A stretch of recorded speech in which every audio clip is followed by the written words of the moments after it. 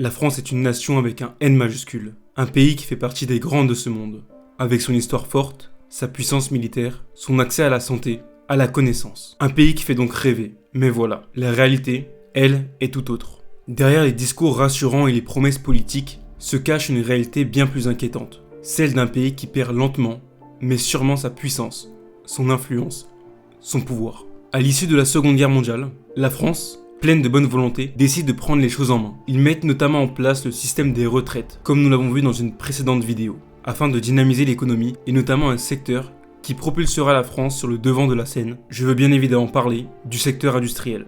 En mettant l'accent sur ce secteur, la France devient l'un des pays les plus industrialisés au monde, permettant ainsi un très faible chômage et un PIB, soit la vitesse à laquelle l'économie croît, en très forte hausse, avec une moyenne de plus de 5% de croissance par an durant les 30 glorieuses. À titre de comparaison, la croissance actuelle est de 1,2%.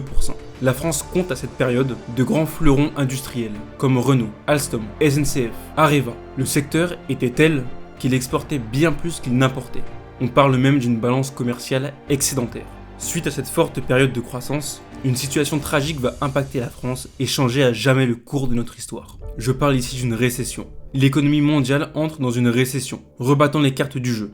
Il n'y a que deux issues, ceux qui en sortent gagnants, grâce à leurs choix judicieux, et ceux qui en sortent perdants. La France en sortira perdante. Elle a fait son choix et décidera dorénavant de mettre l'accent sur le secteur de la finance, à défaut du secteur industriel. La mondialisation s'accélérant, il est de plus en plus difficile pour un pays riche et fort comme la France de rester compétitif dans le secteur industriel. La France, en perte de vitesse, cherche de l'argent par tous les moyens, notamment avec les impôts et les taxes, qui se font de plus en plus élevées. De plus en plus d'entreprises choisiront de délocaliser leur production, quittant ainsi le territoire français.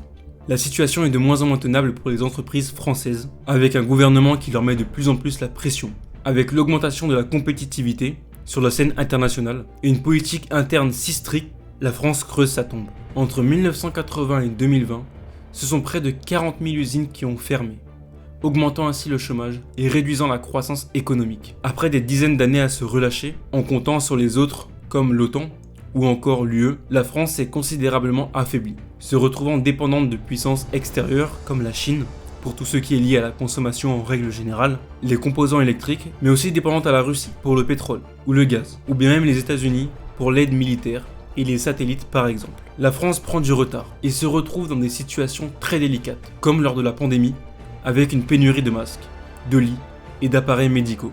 Plus récemment, avec le conflit en Ukraine, où on a vu une explosion des prix. Ou encore, lors de ce même conflit, une peur grandissante quant aux moyens que nous avons de nous protéger.